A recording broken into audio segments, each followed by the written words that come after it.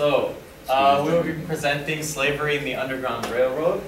So, I will have to do both of them. So, life of a slave in the United States. Okay, so the life of a slave was incredibly difficult. They worked from sunrise to sunset.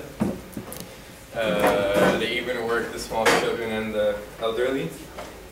And there were like really long hours for like the small children and the old people. And they lived in stick houses and dirt floors provided by their owners. Like not like the cabins that we saw in movies. The cabins that you would imagine they would have. They were just like stick houses that let in like cold air at night, and there were barely any windows. And the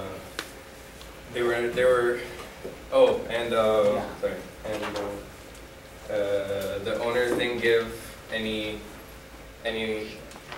meat or any fish or anything to eat that has protein for the slaves. They just gave them the food so they can barely get a day's worth of work. And they were allowed to have children and to marry, but the child will also be the owner's property. So that means that the slaves were allowed to reproduce and have kids, but there was an actual law that said that the child of a slave under the owner's Is the owner's is the owner's property basically. And for the slaves, there was no way to protest the master's harsh treatment. So a slave couldn't do anything. He would just stare in the really long hours of work. Plus, if he wasn't able to do the work, he would get like beat and punished. And the slaves weren't under the same law as the rest of the population. So for the slave, there was no legal way to go into court and to go against his owner.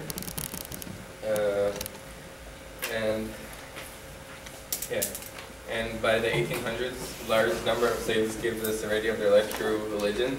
So one of the things that a slave could do is to participate in a church on Sundays and go to like escape his life and to search for serenity. So, how was slavery started and what were the fights against it? Okay, so slavery started in America. It began when the first African slaves were brought to the North American colony of Jamestown in Virginia in 1619 to aid in the production of tobacco, which is one of the prime exports. What? What? Oh, slave oppression. Okay, so one way to fight against slavery, but that was the slaves were there to protest, but they would get beaten or they would get like punished after they would do it, but they still kept doing it because they basically didn't lose hope throughout the thing. And one of the movements that was fighting against the slavery was the, I can't say it in English. Abolitionists. Yeah, okay, movement. And the goal of this movement was the emancipation of slaves and the end of discrimination. Yeah. So now we want to relate sort of the life and the fight of slavery to the book. So I think it's pretty obvious that handmaids can be compared to the situation slaves were in, since they had no power and they couldn't make any decisions relating to their life. Now, slaves were discriminated for generally being African, not really American back then. But, so yeah, and while at the same time handmaids were discriminated for just being females, right? And who were able to reproduce, and they were sort of used in that same sort of way. So they were used for the sole purpose of reproduction, as I just saying, similar to how slaves' only purpose was for production. So I don't know, I kind of did a play on words with reproduction and production. This is a joking matter. So the goal of the abolitionist movement was to end slavery. And that can be compared with the goal of the group Mayday, which was to reinstate power to women in the society. Since slavery at its base was depriving like people of power, and I guess that's the same sort of goal for Mayday, but for a different group and a different situation. So there's a quote that really explains this sense of freedom that was deprived from the handmaids that can really be related to how slaves were, which is when Aunt Lydia, I believe, said this. There's more. Aunt? That's how you say it, Yeah, Aunt. It's not me. Yeah, we make them. There is more than one kind of freedom, freedom to and freedom from. In the days of anarchy, it was freedom to, and anarchy obviously is our sort of society where we're free to do whatever we want. But now you are being given freedom from, though underrated. So freedom from is sort of like they feel they're freeing you from all the responsibilities you had, when in reality they're depriving you from anything you really had. So that sort of shows the extent in which they went to deprive women, and I think it's really relevant to the way slaves were deprived back in the day. And yeah. So secondly, the Underground Railroad. Okay, so the Underground Railroad it wasn't a railroad and it wasn't underground. it was just called railroad because the people that were in the organization, they called the people that were guiding the slaves to freedom conductors, and they were calling the slaves that were being freed cargo or passengers, and the different safe houses or stops, they were called stations. And yeah, I guess and the network, the network of routes extended through 14 northern states and to the promised land, which is Canada, which is beyond the reach of fugitive slave hunters. And they also had code names for places like Detroit and the Detroit River. They called Detroit Midnight, and the Detroit River was Jordan, which is a biblical reference to the river that led to the Promised Land. And the end of the journey also had a code name such as Dawn. People could communicate without being specific. They could say like take the railroad from midnight to dawn, which is kind of like a secret language, I guess. And the refugees arrived in Canada from everywhere, from Ontario, Nova Scotia, British Columbia, but they were really like concentrated in southern Ontario. And by the end of like 1860, 30,000 slaves escaped from the Promised Land, which is Canada. So the way the Underground Railroad group can be related to the book is that I find there's like very striking similarities between that group and the group Mayday in the novel. So the group Mayday, as we all know, obviously helped the handmaids escape the captivity of their owners, similar to how the Underground Railroad helped the slaves escape the captivity of their masters. So it's the same sort of pulling away from trying to give back the freedom to people that they were deprived from. And the organization Mayday was actively fighting the new anti-feminist politics that were in the Gileadian society. And similarly, the Underground Railroad was trying to combat this sort of the slavery. And finally, within the historical context, the historical notes, actually, I meant to say that, the historical notes of the novel, it included a reference to an organization called the Underground Female Road, which is a direct allusion to the Underground Railroad.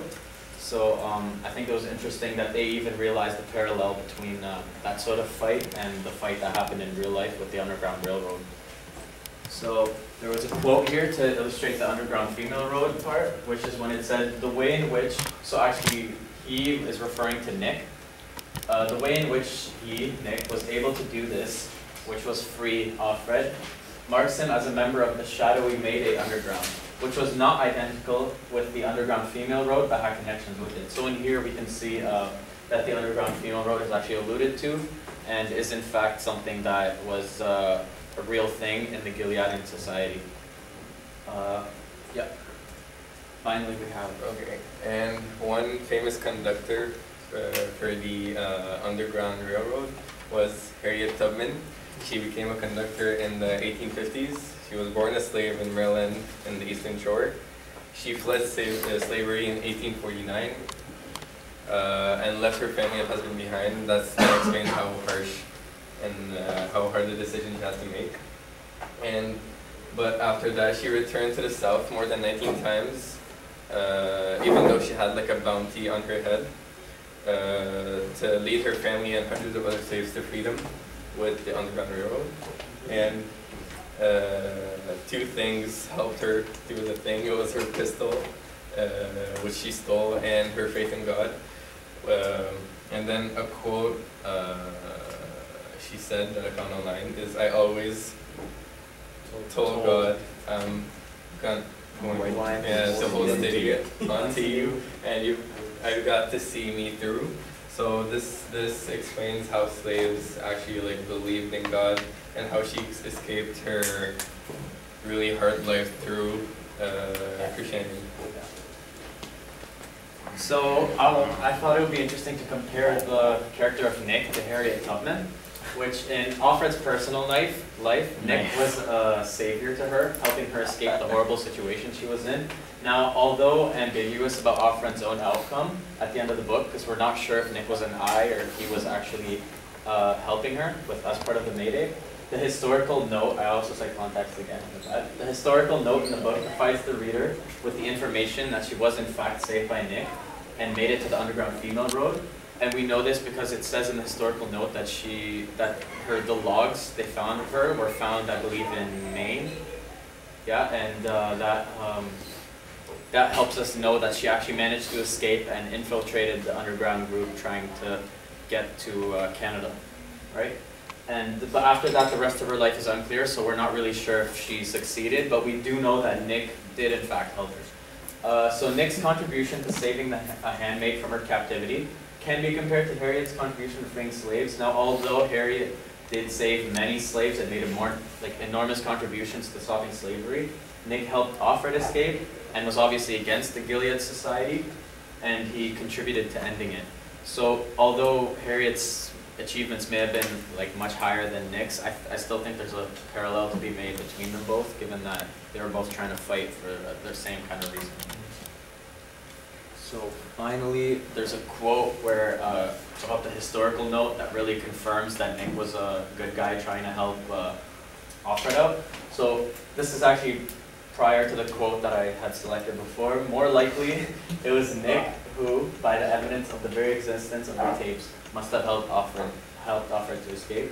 And this is said by the professor when he's sort of giving the speech about Offred's life and how he came to find the Handmaid's Tale.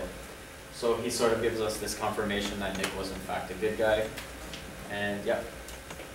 Finally, we have questions. Okay, based on the historical notes, can the impact of slavery on our society be parallel with the impact that the Gilead ideology had in society? So, I don't know. Okay, so the impact, so whatever slavery did to our society, the way we view it now after it happened, is there a way that we can see a parallel between the same way the aftermath of the Gileadian society was? Yes, sir. Do you mean slavery on the impact of our society today? Yeah, sort of today, the impact it has on how we look back on that period in time.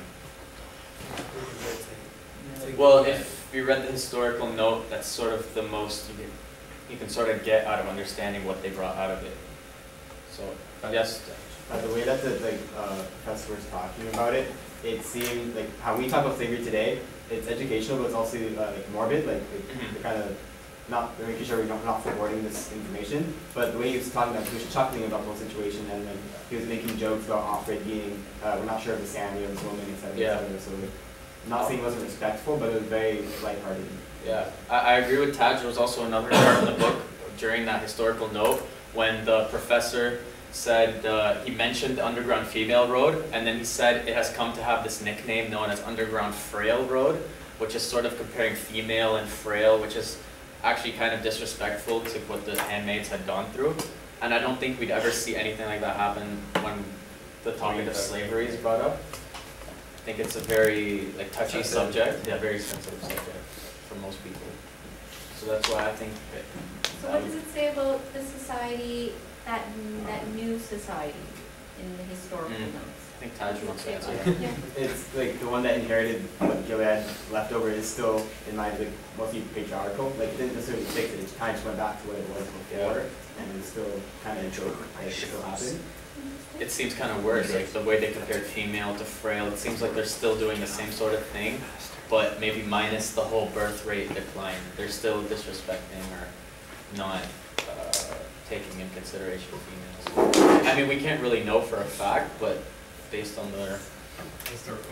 yeah, based on the historical was really important to our presentation. I did it 20 times already.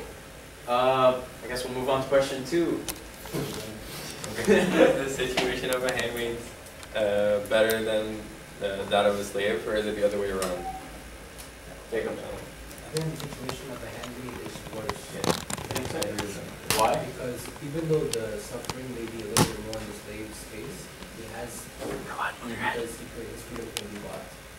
And that won't be the same for him. Yeah. It didn't really happen like a person would buy a slave and then free them. Yeah. I don't think. Although the freeing of a slave, I don't know how common that was, Yeah. but I guess at least the hope was there. So I guess it makes the situation a little better than having to live with it. Abel? I think there's different aspects of being a slave. If you look, let's say a guy that was a slave, I think he had a better situation, like Jacob said, than a handmaid, since a handmaid she would get violated by the commander. And if you look at a girl's perspective, as being a slave, A woman slave. she Yeah. also got raped by the She would have similar owner, conditions as a handmaid. and it would be technically worse for a slave because she actually got beaten when she. I never thought about that. But women slaves can be parallel to handmaids. You will. Taj? To add on to what Jacob said, it was known that there was resistance, that abolition was a thing, and people were escaping. But Alfred's first thought of Mayday is come caught and dead. Yeah. Like, it wasn't like they're trying to squish it. Like it wasn't as alive powerful as Yeah. that one. So she didn't necessarily know. Even towards Nick, she was still questioning whether she's going to die or not. Yeah. So I think they had it worse, and also their community was a lot smaller. Slaves were it's rampant throughout all the stuff. So Mhm. if everyone rose up, there could be But something. the amount of handmaids just yeah. didn't leave many people to support you. You can't trust your. Oh, also you can't trust. You can't trust your own. Yeah. There could be the power. Because some people seem to be satisfied being a handmaid and they would be willing to follow that society.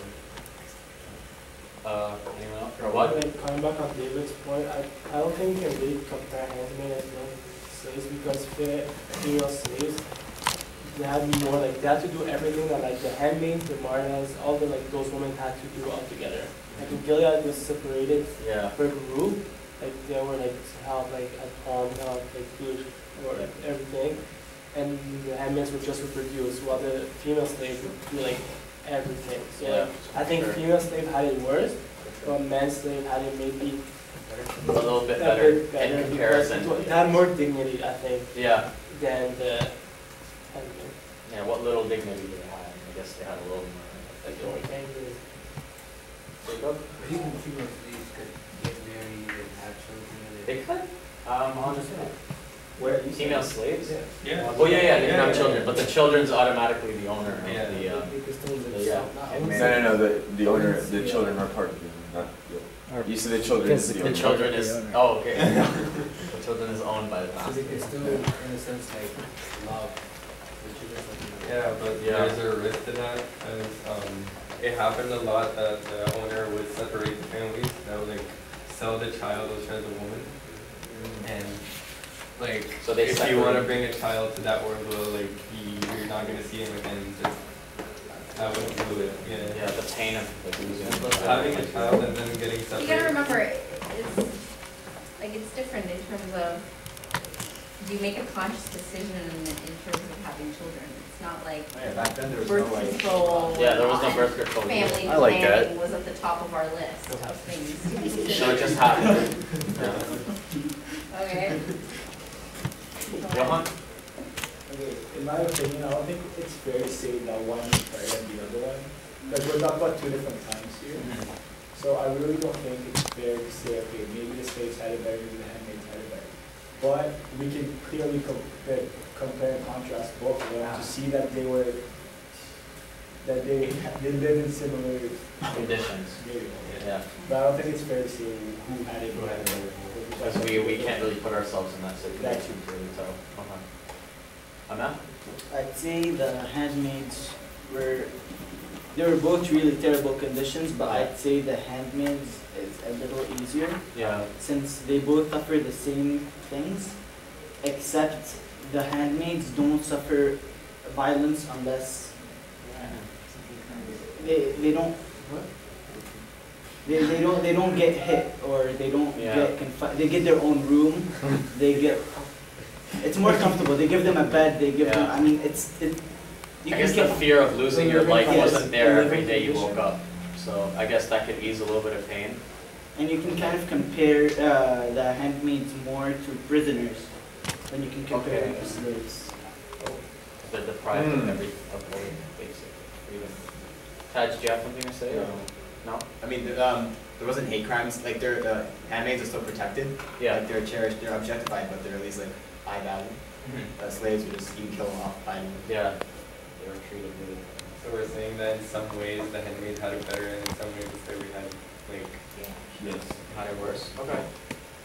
So we'll move on to the last question. Is the situation of a handmaid serious enough to need an organization like the Underground Female Road? So I guess what I'm trying to say is, would the allusion made to the Underground Railroad really be justified for the situation of a handmaid? It sort of ties into the other question, what involves the Underground Railroad. Yeah. Kat? Considering that there are refugees like today that keep sneaking, not sneaking, but like escaping for their freedom, and we don't compare it to Underground Railroad, I don't think it is. You don't think it's necessary? No, like we don't do it today. Why would we do it in the future? Oh, I'm not sure. Like Syria. Yeah. Don't call it the Underground Railroad. Yeah. Like, So you mean the illusion is unnecessary? Yeah. Okay. No wait, but are you asking if it's Like just, I guess, sort of comparing the sort of magnitude of the Underground Railroad, which saved 30,000 slaves and was a pretty serious organization. Is it fair to sort of make that illusion with the Underground Female Road for the situation of the handmaids who were trying to escape? Yeah. Sorry, I didn't understand your comments. Oh. I think I just didn't. Syria has a female really railroad. understand. They're basically trying to escape to save themselves. Like that's what's happening in handmaids. Like people are sneaking them out and like saving themselves. Right. But to this day, like in the news, there's people who are sneaking people out trying to save themselves. I'm still not calling it underground. no, Like- but like- asking, you need one Yeah. in Gilead society. Like, No, if is it is it bad necessary. enough that Syria's worse. Okay, Syria's worse than this. But Syria, they're not going. What? It's not like Syria's they're in the Middle East. escaping war. It's not the same thing. Yes, It's not they're the- refugees. they are. The refugees. Yeah, They're still I know refugees. they're refugees, but I'm saying is like here they're getting like, I mean they're like in the middle of the. It's a bit different because there's like people that just don't want to fight the war and somehow that are leaving. Slavery's different too. It's the idea of refugees. How to Yeah, escape it. No, But yeah. I think the idea, I definitely understand what you're trying to say in terms of the idea, like Syrian refugees are just as, like experience just as many hardships and traumas as African American slaves and handmaids, that they're all there. But I don't know if what you said answers the question. Yeah. We haven't called anything else the Underground Railroad so far, so why should we do it next time? Yeah. I think you're answering like not what I was trying to like go for. I mean I understand what you're answering. I was saying it's the magnitude of the Underground Railroad that was saving slavery. Nothing can have the same magnitude as that. Okay. Yeah. Then that's a good one. Okay. David, I think you I mean, like, yeah, like, if you compare Underground Female Road to Underground Railroad, I feel like in Gilead society, it would be helpful because even if someone tries to escape, just tries running away, it's not like someone would be like wanting to help you, because if someone helps one of the handmaids, they're gonna get killed. But in Syria, you have a lot of people that think the same way. Even if a handmaid tries to go to another handmaid to get help, they still, like Tash said, you can't trust them. can't trust another. But in Syria, whatever, like you have so many people that feel the same way as you, so you guys work together to accomplish something. So maybe you don't need that Underground Female Road, but here you do because you're alone. Yeah. If you can have a group that can hold all these lonely people and like save them, then I feel like it is important to have one. Okay, so like that sense of community that's gonna help you get away and someone you can rely on. For what? And like also like you can't really compare them because there were way more slaves than there were like handmaids. So Yeah, well, I guess in no we way. can't really know that. But like you make them like the way you make them because Gilead just started. That's what I have to know. So like it wasn't big. It was like a big region. Yeah. So like there wasn't that many handmaids compared to slaves. So I guess getting out the slaves wasn't harder in a way than handmaids like people get one like That if the Gilead society continued with then if like one, continued like slavery If got the bigger. scale got bigger, then Yeah. Okay. Go on. I don't think it's fair again to compare. However, However, I do understand why Ashwood would use the Underground Railroad because it is at the end of the day the only source of hope and freedom for those handmaids who are stuck there. So like I do understand why it was used as a weapon. Okay. I understand why Ab would use it, saying that it's like she likes to do the whole history repeats itself. So using that type of illusion, Okay. it's just adding to the circle. Okay.